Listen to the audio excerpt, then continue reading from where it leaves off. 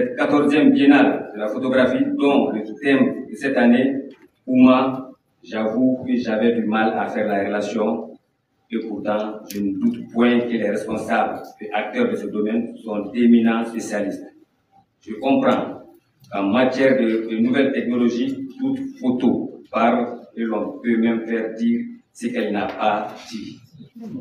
Cela justifie à suffisance le thème de cette année. Voici quelques noms, on ne va pas passer tous ces noms, on a déjà passé, c'est de l'Égypte jusqu'en Afrique du Sud, voilà les 30 lauréats.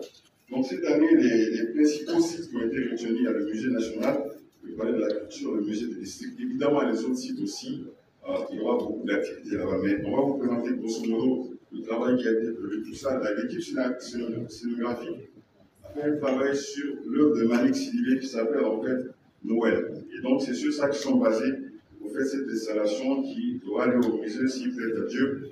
Et cela se fait en architecture de terre, 100% avec les maçons de Guinée qui vont venir. Et ceux qui ont l'habitude d'aller dans le studio de Malik Sidibé, vous voyez un peu que le fond est dédicacé à Malik Sidibé. Ça, c'est le deuxième site, le palais de la culture, qui s'inspire aussi des socles traditionnels qui seront montés. Et là, on vient directement au musée des districts aussi dans cette exposition. Donc, pour faire court, on va vous montrer le premier artiste sélectionné, Arnaud Foka, qui va nous présenter. On fait les déplacements ensemble. Je pense qu'on pourra faire une très belle biennale. Et surtout, avant de partir, n'oubliez pas, il y a le studio photo. Encore une fois, le plus. Merci. Cette 14e édition des rencontres de Bamako et le fait de voir aussi nos autorités maintenir cet événement très important pour la culture et en particulier pour la photographie, malgré les moments difficiles que traverse le Mali.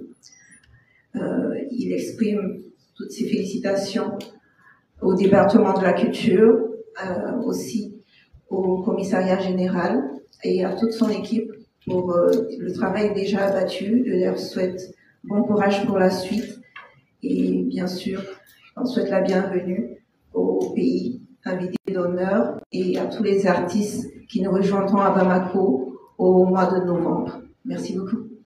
La photo reste la mémoire d'un instant, d'une époque, d'un geste et le témoin d'un présent qui se conjugue au futur.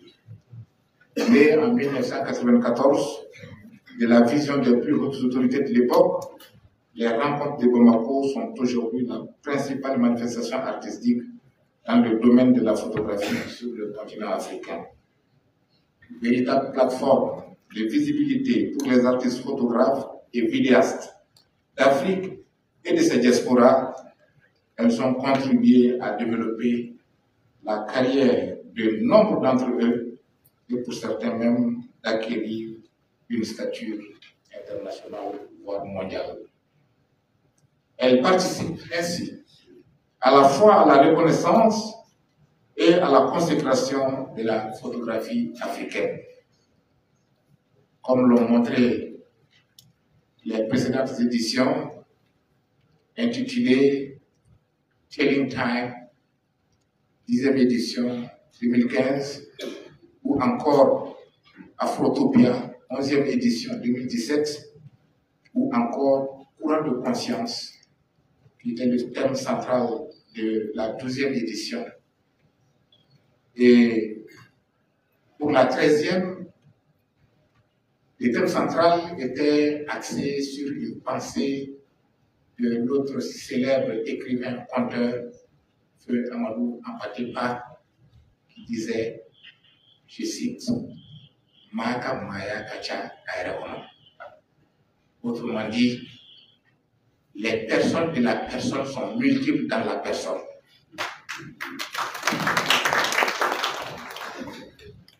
Et pour résumer, les Bambara disent Mate Donkapan.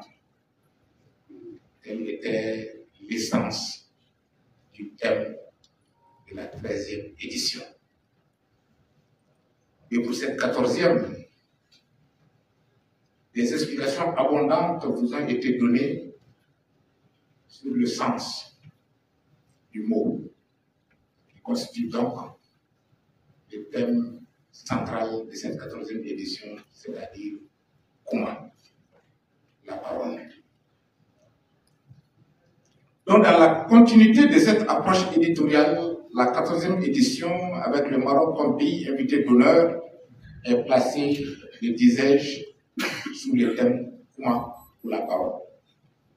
Cette interaction entre art visuel et parole peut paraître étrange, mais c'est justement dans ce paradoxe que réside l'intérêt.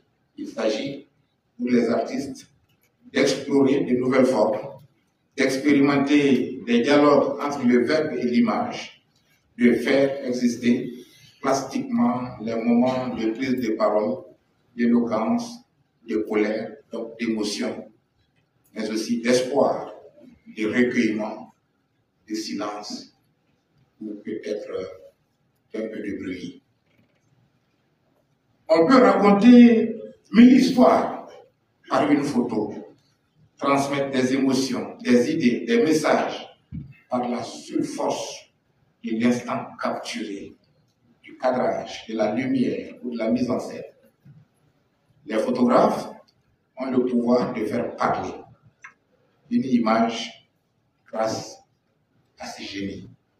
Un génie qui permet également d'arrêter le temps, ne serait-ce qu'un instant, ou peut-être d'arrêter le temps pour l'éternité par un seul clic, d'un seul doigt.